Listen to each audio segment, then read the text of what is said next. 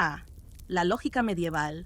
Esa hermosa época de la historia humana, cuando el método científico consistía en preguntarle al cura del pueblo, y la respuesta para absolutamente todo era, ¿es culpa del diablo, o de los judíos, o de ambos colaborando? ¿Te sientes estresado por las teorías conspirativas de hoy? ¿Te agobia la desinformación en redes sociales? ¿Te preocupa que la gente crea cosas absurdas sin evidencia? Prepárate para un viaje relajante al pasado, cuando la lógica decidió tomarse unas vacaciones de 1000 años. Pero antes de que te acomodes, tómate un momento para darle like al video y cuéntanos en los comentarios qué hora es y desde dónde nos estás viendo. Siempre es interesante ver de dónde vienen las personas que nos acompañan. Bueno, ahora sí, relájate.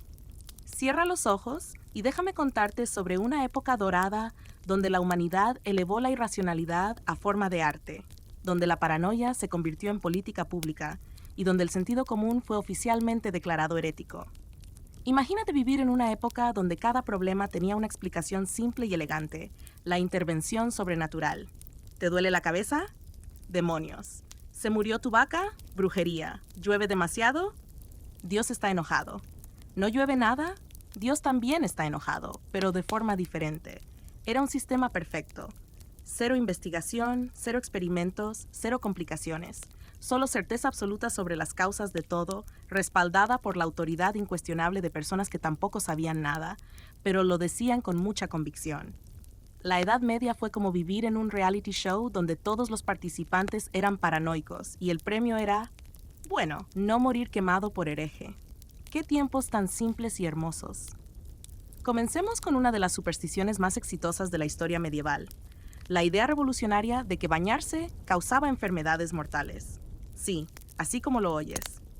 En una época donde la peste mataba al 60% de la población europea, donde las pulgas eran ciudadanos honorarios de cada hogar y donde el olor corporal podía usarse como arma de guerra, alguien decidió que el verdadero enemigo era el agua jabonosa. La teoría médica oficial era elegante en su simplicidad. Los baños públicos eran focos de enfermedad y promiscuidad. El agua caliente, según los expertos de la época, abría los poros de la piel, permitiendo que las miasmas, vapores malignos que flotaban por el aire como Instagram Stories del demonio, entraran directamente al cuerpo y te mataran desde adentro. Era una lógica impecable. Si te bañas, te mueres. Si no te bañas, solo hueles mal, pero sigues vivo. ¿Qué prefieres? ¿Estar limpio y muerto o sucio y respirando? La elección era obvia. Así que por siglos enteros, la aristocracia europea desarrolló una fobia al agua que haría parecer a un gato mojado como un entusiasta de la natación. Se duchaban una vez al año, si tenían suerte, y con ropa puesta por si acaso. El resultado, los desechos eran enviados directamente a la calle, y para protegerse la cara de tales sorpresas desde las ventanas, se hicieron sombreros cada vez más amplios. Imagínate la escena, elegantes damas y caballeros paseando por las calles con sombreros gigantescos, no como declaración de moda, sino como cascos protectores contra la lluvia fecal que caía regularmente desde las ventanas. Era como vivir en una película de guerra, pero donde las bombas eran literalmente de mierda. Y lo más hermoso de todo, funcionaba. Claro, no funcionaba para prevenir enfermedades, de hecho las causaba, pero funcionaba perfectamente para mantener a todo el mundo igualmente sucio, igualmente apestoso e igualmente convencido de que estar limpio era una invitación abierta a la muerte. Era democracia olfativa. Todos olían igual de mal. ¿La ironía deliciosa? Mientras los europeos medievales evitaban el agua como si fuera ácido, algunos españoles atribuyeron las epidemias que asolaron Mesoamérica en el siglo XVI a los rigurosos hábitos de limpieza de los nahuas. Sí, llegaron al Nuevo Mundo y vieron a civilizaciones enteras que se bañaban diariamente. Tenían ciudades limpias y sistemas de higiene avanzados. Y pensaron, por eso se están muriendo. Demasiada limpieza. La conclusión científica oficial, el agua mata, la suciedad protege, y la lógica es opcional. Y ahora llegamos a uno de los complots más diabólicos de la historia, la conspiración de los gatos negros, que en la Edad Media se relacionaba con la brujería y el diablo, siendo considerado símbolo del diablo. ¿Te parece una mascota inofensiva? ¿Un animalito peludo que ronronea y duerme 18 horas al día? Error. Los medievales descubrieron la verdad. Los gatos negros eran agentes del inframundo, enviados específicamente para destruir la cristiandad desde adentro. La lógica era irrefutable. Muchas mujeres mayores acusadas de brujería tenían gatos como compañeros, así que se volvieron culpables por asociación. Era culpabilidad por proximidad. Si una anciana tenía un gato negro, obviamente era una bruja. Si el gato era particularmente negro, era una bruja de alto rango. Si el gato era negro y gordito, probablemente era el mismísimo Satanás disfrazado. Se creía que las brujas renacían en forma de gatos negros, lo que convertía a cada gatito en un potencial ex ser humano maligno con conocimientos sobrenaturales y ganas de venganza. ¿La evidencia? Bueno, los gatos caminaban en silencio, claramente sobrenatural, tenían ojos que brillaban en la oscuridad, obviamente diabólicos, y eran independientes, definitivamente anticristiano, porque la obediencia ciega era una virtud medieval. Además, tenían esa costumbre sospechosa de hacer sus necesidades en cajas de arena, enterrar sus desechos y mantener una higiene personal impecable. En una época donde la suciedad era considerada sagrada, tanta limpieza solo podía significar una cosa: pacto con el diablo. La solución fue tan elegante como efectiva: genocidio felino masivo. La Iglesia alentó la caza de estos animales, ya que se pensaba que eran responsables de la propagación de enfermedades. Mataron gatos por millones. Los quemaron vivos en hogueras públicas como entretenimiento familiar. Los torturaron en festivales religiosos. Los ahorcaron en ceremonias purificadoras. ¿El resultado? Una explosión demográfica de ratas sin precedentes en la historia europea. Las ratas que sin sus depredadores naturales se multiplicaron como ratas. Y esas ratas, claro, traían pulgas. Y esas pulgas traían la peste bubónica. Y la peste bubónica mató a 1/3 de la población europea. Pero hey, al menos habían resuelto el problema de los gatos negros malignos. Era una victoria técnica.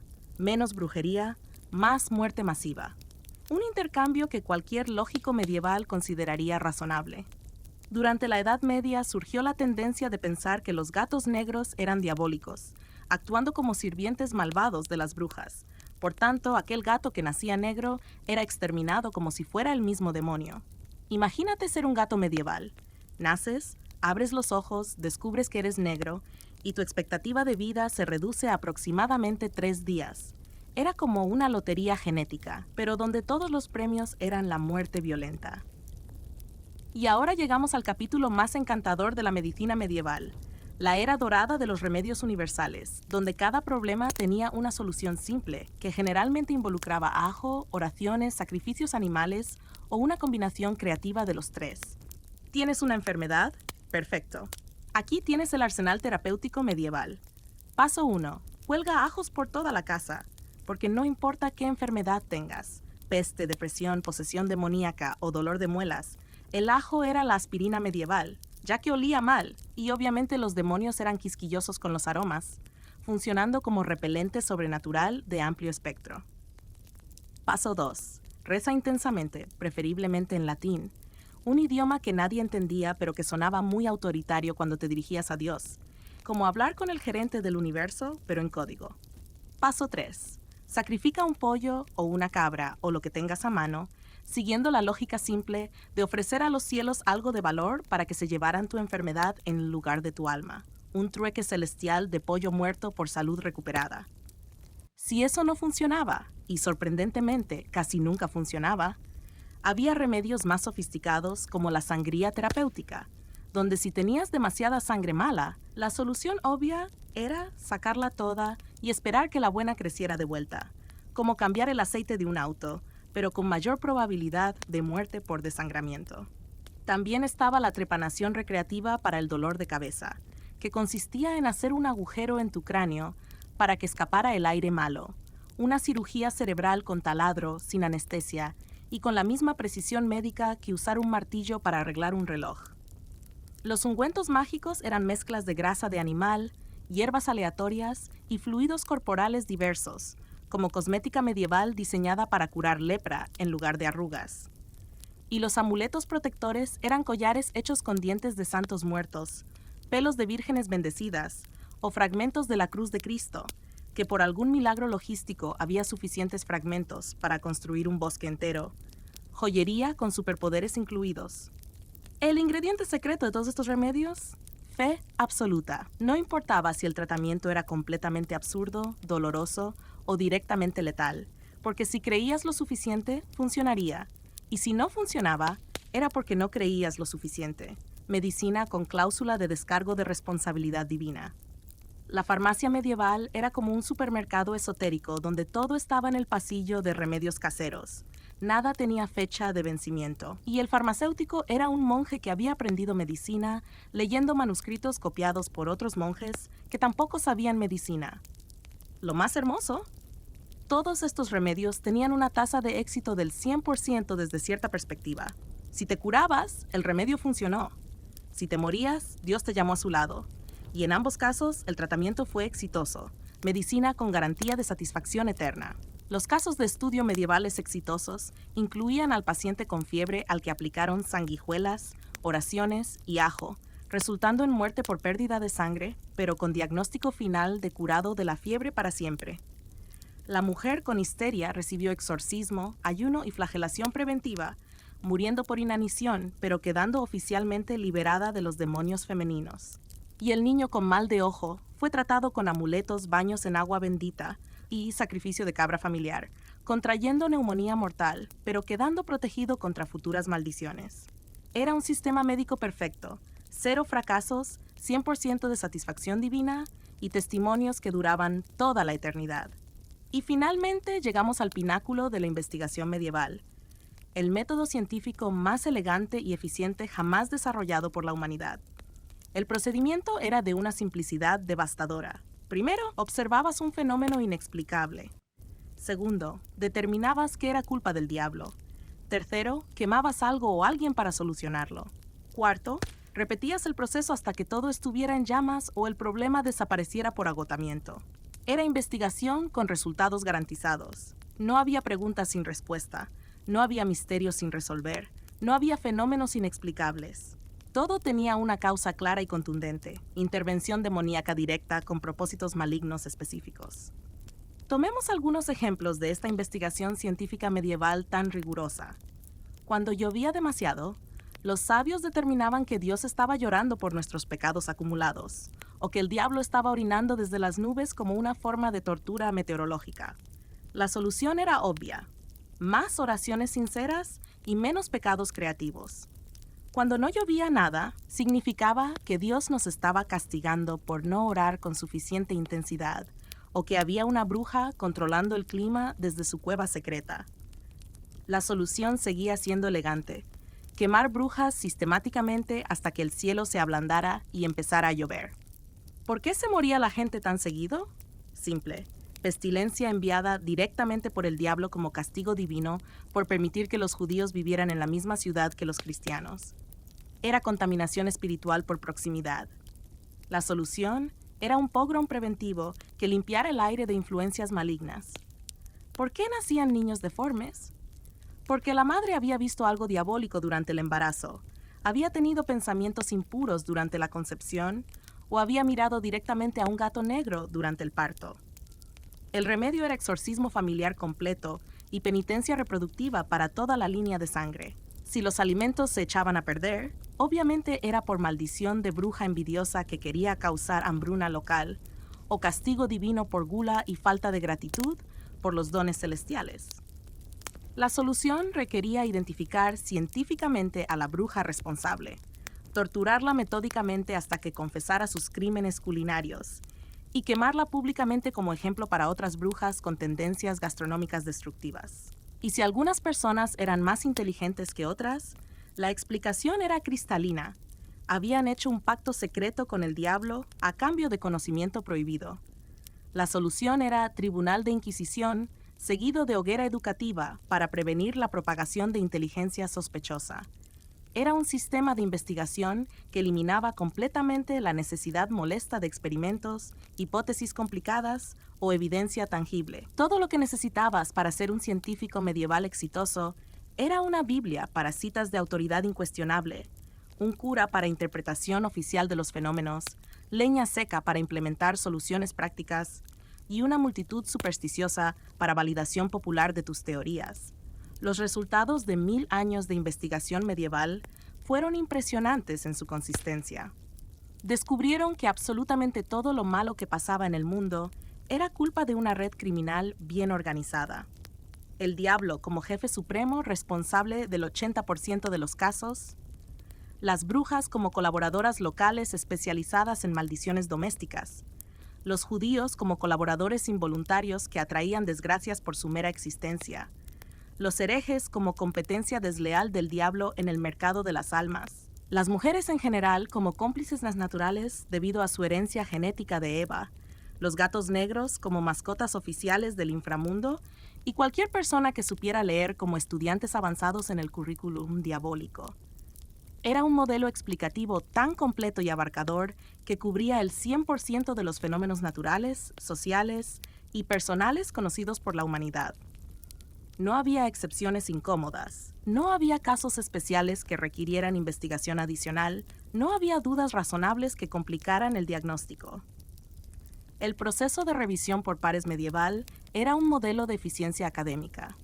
La revisión teológica preguntaba si el descubrimiento contradecía la Biblia, y si la respuesta era afirmativa, automáticamente se clasificaba como herejía punible. La revisión popular evaluaba si el campesino promedio podía entender la explicación, y si era demasiado compleja, obviamente se trataba de brujería disfrazada de sabiduría. La revisión práctica determinaba si el problema se podía resolver quemando algo, y si la respuesta era negativa, entonces no era un problema real digno de atención científica. La ventaja competitiva de este método era su velocidad impresionante. Mientras otros sistemas científicos primitivos perdían décadas enteras investigando, experimentando y validando teorías con metodologías complicadas, la ciencia medieval resolvía cualquier problema en una sola tarde de trabajo intensivo. El cronograma típico era de una eficiencia admirable. Problema identificado a las 9 de la mañana durante la misa matutina. Bruja capturada a las 11 después de una investigación exhaustiva de 2 horas. Confesión extraída a las 2 de la tarde después de un almuerzo nutritivo para los interrogadores. Hoguera pública a las 4 con toda la comunidad presente. Problema oficialmente resuelto a las 6 de la tarde. Y celebración comunitaria de agradecimiento hasta el amanecer del día siguiente. Era investigación científica con entretenimiento familiar incluido en el precio. Los casos de éxito documentados eran testimonios del poder de este método revolucionario. La peste bubónica fue solucionada exitosamente quemando judíos en 347 ciudades europeas diferentes. ¿Funcionó el tratamiento? Bueno, eventualmente la peste se fue por sí sola después de matar a 1/3 de la población continental, pero claramente fue gracias a la efectividad acumulativa de las hogueras preventivas.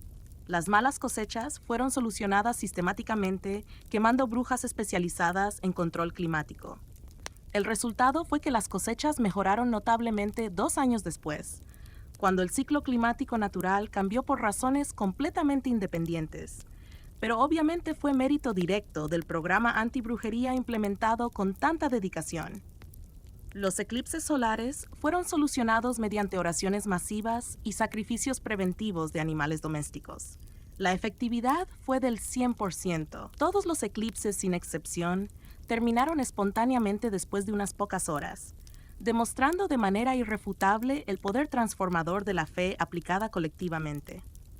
Era un sistema científico con tasa de éxito del 100%, 0 efectos secundarios negativos para la comunidad y satisfacción comunitaria garantizada. Las muertes accidentales durante los experimentos no contaban como efectos adversos porque las víctimas iban directamente al cielo, lo que técnicamente constituía una mejora en su situación existencial general. Y aquí termina nuestro relajante recorrido por las supersticiones medievales. Esa época dorada cuando la humanidad había resuelto todos los misterios del universo con una simplicidad elegante. Culpar al diablo por todo. ¿Te sientes mejor sobre las teorías conspirativas modernas? ¿Te parece que vivimos en una época de ignorancia y miedo irracional? Piénsalo de esta manera, al menos hoy en día. Cuando alguien dice algo completamente absurdo, no puede quemarte vivo por discrepar públicamente. Es progreso. Los medievales creían que bañarse te mataba, que los gatos negros eran agentes satánicos, que el ajo curaba la peste, y que cualquier cosa inexplicable era obviamente culpa del diablo o de los judíos. Ahora comenzamos otra historia.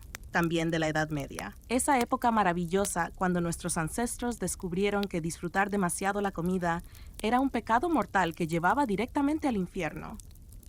Era una lógica impecable. Si la comida sabía bien, obviamente estabas siendo tentado por el diablo a través de tus papilas gustativas. La gula era uno de los 7 pecados capitales, así que cualquier placer culinario era evidencia de corrupción espiritual. Imagínate la escena. Estás en tu humilde hogar medieval, masticando tu ración diaria de pan mohoso y agua turbia, cuando de repente, ¡santo cielo! El pan tiene un ligero sabor a algo que no es cartón podrido. Pánico inmediato. ¿Acaso el panadero había usado especias? ¿Habías caído en la trampa diabólica del placer gastronómico? Era momento de confesión urgente antes de que tu alma se condenara por haber experimentado medio segundo de satisfacción oral. La teoría teológica oficial era elegante en su simplicidad. Dios había diseñado la comida para ser nutritiva, no placentera. El sabor era una distracción innecesaria que alejaba a los fieles de la contemplación espiritual. Si disfrutabas tu comida, claramente estabas priorizando los placeres terrenales sobre la salvación eterna. Era hedonismo culinario, y todos sabemos a dónde lleva el hedonismo, directamente a las llamas eternas del inframundo. Por eso, la dieta medieval ideal consistía en alimentos que sabían exactamente como esperarías que supiera la penitencia. Gachas sin sal, que tenían la textura del cemento húmedo y el sabor de la resignación cristiana. Pan tan duro que podía usarse como arma defensiva en caso de invasión vikinga. Caldo de huesos tan diluido que el agua recordaba vagamente haber conocido un pollo en otra vida. Y cerveza tan aguada que técnicamente calificaba como bebida no alcohólica apta para monjes en ayuno. Era nutrición funcional. Comías para sobrevivir, no para disfrutar. El placer gastronómico era un lujo moral que la humanidad no podía permitirse sin arriesgar su alma inmortal. Pero aquí viene la parte verdaderamente diabólica de esta historia: las especias. Esos polvos misteriosos que llegaban desde tierras lejanas y convertían la comida insípida en algo peligrosamente delicioso. La pimienta, la canela, el azafrán, el jengibre. Cada una era un portal directo a la tentación culinaria. Eran tan preciosas que se usaban como moneda, tan raras que provocaban guerras y tan sospechosas que cualquier uso excesivo era motivo de investigación eclesiástica. ¿Por qué las especias eran tan caras? Porque obviamente el diablo las hacía difíciles de conseguir para aumentar su valor tentador. Era marketing satánico, crear escasez artificial para que los humanos codiciaran más intensamente los placeres prohibidos. Las caravanas que las transportaban tenían que cruzar desiertos, esquivar bandidos y sobrevivir tormentas, no por dificultades logísticas normales, sino porque cada grano de pimienta era una pequeña prueba de fe que el demonio colocaba estratégicamente en el camino de los comerciantes. Y cuando finalmente llegaban a Europa, ¿quién podía permitirse comprarlas? Solo los ricos. Y todos sabemos que ser rico en la Edad Media era automáticamente sospechoso de corrupción moral. Era un círculo vicioso perfecto. Solo los moralmente cuestionables podían permitirse los ingredientes moralmente cuestionables para crear comidas moralmente cuestionables. Los nobles medievales vivían en un dilema gastronómico constante. Por un lado, su estatus social requería que sirvieran banquetes elaborados con especias exóticas para demostrar su poder y riqueza. Por otro lado, cada bocado sabroso los acercaba peligrosamente a la condenación eterna. Era como jugar ruleta rusa, pero en lugar de balas tenías cardamomo. La solución fue tan elegante como hipócrita: comer delicioso en privado, confesar regularmente y financiar la construcción de iglesias para compensar espiritualmente el consumo de jengibre. Era un sistema de créditos kármicos. Por cada banquete pecaminoso, una donación generosa al clero local. Por cada uso de azafrán, una peregrinación preventiva. Por cada cena con sabor, una flagelación correctiva. Los monasterios desarrollaron una relación particularmente compleja con la comida sabrosa. Oficialmente predicaban la abstinencia culinaria y la mortificación de los sentidos. En la práctica, muchos monasterios se convirtieron en centros gastronómicos donde desarrollaban licores, quesos y panes que eran claramente demasiado deliciosos para ser completamente santos. Era como tener laboratorios de investigación culinaria financiados por donaciones de fieles que creían estar apoyando la austeridad alimentaria. La explicación oficial para esta contradicción era teológicamente brillante. Los monjes no disfrutaban la comida, solo la apreciaban como manifestación de la generosidad divina. Era una distinción sutil pero crucial. Disfrutar era pecado, apreciar era adoración. Era semántica sagrada que permitía comer bien sin condenarse eternamente. ¿Y qué pasaba con los campesinos que ocasionalmente lograban conseguir algo de sabor en sus comidas? Simple, automáticamente se convertían en sospechosos de brujería. Porque obviamente, si un peasano pobre de repente tenía acceso a comida sabrosa, había hecho un pacto con fuerzas sobrenaturales. No había explicación lógica para que alguien de clase baja tuviera algo mejor que gachas grises y agua sucia. Era un sistema de control social perfecto. Mantener a la población alimentada con comida tan insípida que cualquier mejora en la dieta fuera evidencia automática de actividad criminal o sobrenatural. Era opresión gastronómica institucionalizada. Los casos documentados de crímenes culinarios medievales son fascinantes en su absurdidad. Había mujeres acusadas de brujería por preparar sopas que sabían sospechosamente bien para los ingredientes disponibles. Comerciantes investigados por vender pan que era demasiado agradable al paladar para ser completamente legítimo. Familias enteras sospechosas de pactos diabólicos por tener una huerta que producía vegetales anormalmente sabrosos. Era una época donde la competencia culinaria podía ser literalmente mortal. Si tu vecina cocinaba mejor que tú, claramente había vendido su alma por secretos gastronómicos infernales. La solución obvia era denunciarla a las autoridades eclesiásticas antes de que su talento culinario sobrenatural corrompiera a toda la comunidad. Y lo más hermoso de esta paranoia alimentaria medieval es que creó una tradición que persiste hasta hoy. La idea de que la comida realmente buena debe ser pecaminosa. Pecado de chocolate, tentación de caramelo, placer culposo. Seguimos usando vocabulario moral para describir experiencias gastronómicas. Es como si la Edad Media hubiera dejado un virus mental permanente que asocia el placer culinario con la transgresión espiritual.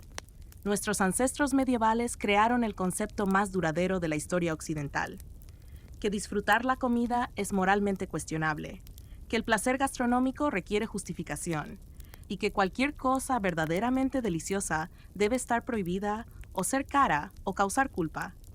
Era el nacimiento de la dieta como penitencia, la gastronomía como pecado y el ayuno como virtue.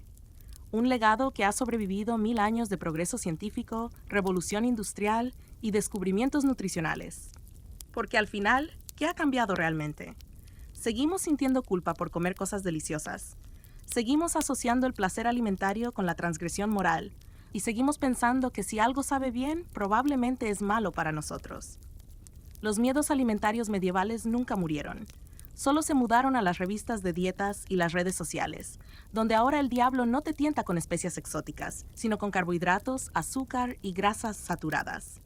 Misma paranoia, nuevos ingredientes prohibidos.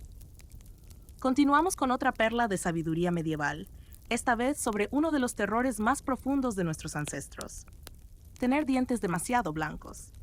Porque en la Edad Media, cualquier signo de cuidado personal excesivo era automáticamente sospechoso de vanidad, y la vanidad era un pecado capital que te enviaba directamente al infierno con una sonrisa radiante.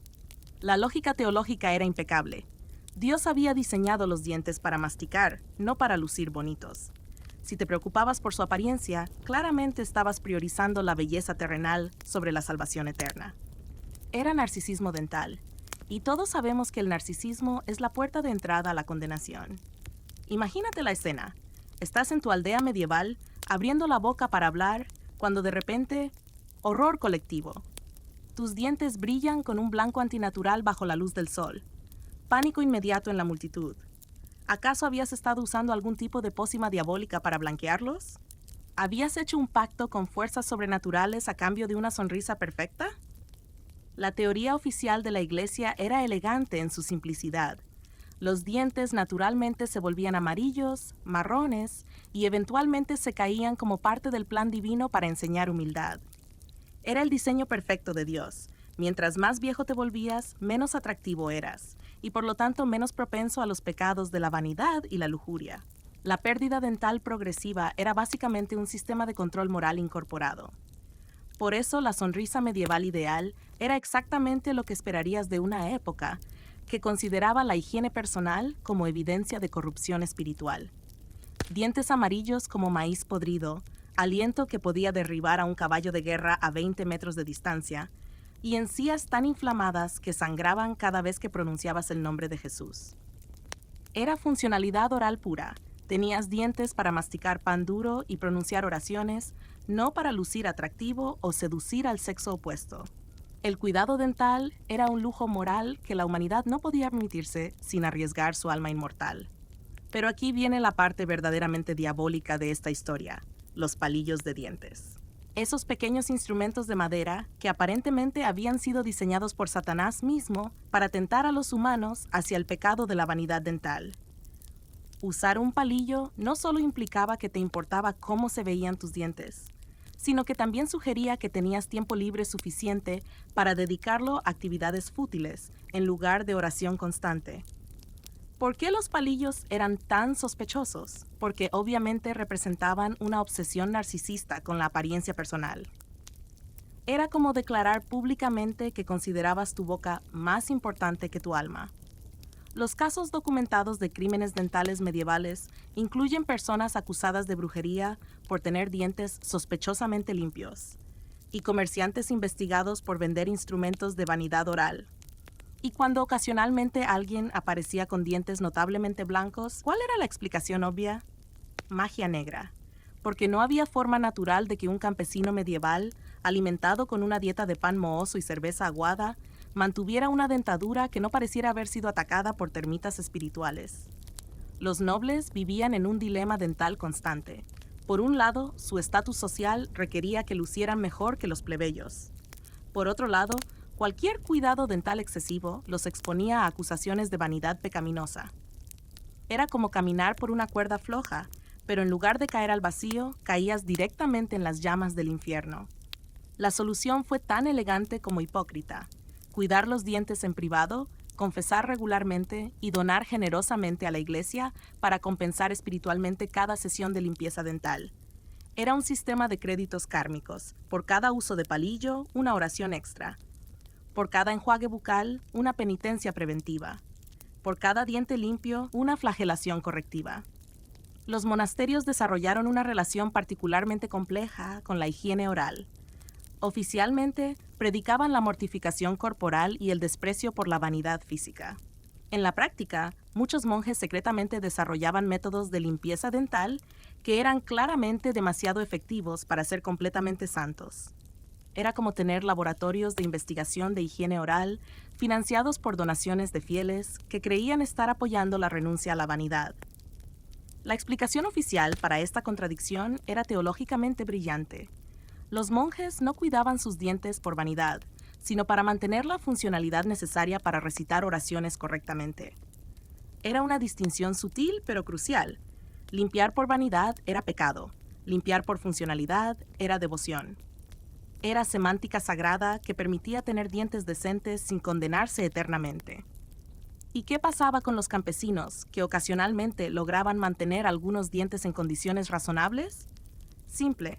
Automáticamente se convertían en sospechosos de brujería. Porque obviamente, si un peasano pobre tenía mejor dentadura que la nobleza local, había hecho un pacto con fuerzas diabólicas. No había explicación lógica para que alguien de clase baja tuviera algo mejor que muñones dentales y dolor constante. Era un sistema de control social perfecto. Mantener a la población con una higiene oral tan deficiente que cualquier mejora fuera evidencia automática de actividad sobrenatural. Era opresión dental institucionalizada. Los casos documentados son fascinantes en su absurdidad. Había mujeres acusadas de brujería por tener dientes demasiado blancos para su edad. Barberos investigados por ofrecer servicios de limpieza dental que producían resultados sobrenaturalmente efectivos. Familias enteras sospechosas de pactos diabólicos por transmitir genéticamente dentaduras anormalmente resistentes a la putrefacción. Era una época donde tener buenos dientes podía ser literalmente mortal. Si tu sonrisa era mejor que la de tu vecino, claramente habías vendido tu alma por secretos de higiene oral infernal. La solución obvia era denunciarte a las autoridades eclesiásticas antes de que tu dentadura sobrenatural corrompiera a toda la comunidad con ideas peligrosas sobre el cuidado personal. Y lo más hermoso de esta paranoia dental medieval es que creó una tradición que persiste hasta hoy, la idea de que cuidar demasiado la apariencia es moralmente cuestionable. Vanidad, superficialidad, obsesión con la imagen. Seguimos usando vocabulario moral para describir el cuidado personal básico. Es como si la Edad Media hubiera dejado un virus mental permanente que asocia la higiene con la frivolidad espiritual. Nuestros ancestros medievales crearon el concepto más duradero de la historia occidental, que preocuparse por la apariencia física es moralmente sospechoso, que la belleza personal requiere justificación y que cualquier cosa que te haga lucir mejor debe ser vanidad o ser cara o causar culpa. Era el nacimiento de la higiene como pecado, el cuidado personal como transgresión y la fealdad como virtud. Un legado que ha sobrevivido 1000 años de avances médicos, descubrimientos científicos y revoluciones cosméticas. Porque al final, ¿qué ha cambiado realmente? Seguimos sintiendo culpa por invertir tiempo en nuestra apariencia. Seguimos considerando el cuidado personal excesivo como superficialidad moral. Y seguimos pensando que si algo te hace lucir bien, probablemente es vanidad. Los miedos sobre la vanidad medieval nunca murieron. Solo se mudaron a las revistas de autoayuda y las redes sociales, donde ahora el diablo no te tienta con palillos de dientes, sino con rutinas de skincare, tratamientos estéticos y filtros de Instagram. Misma paranoia, nuevos instrumentos de belleza prohibidos, dulces sueños. Y que no te despierte el remordimiento por haberte cepillado los dientes antes de dormir.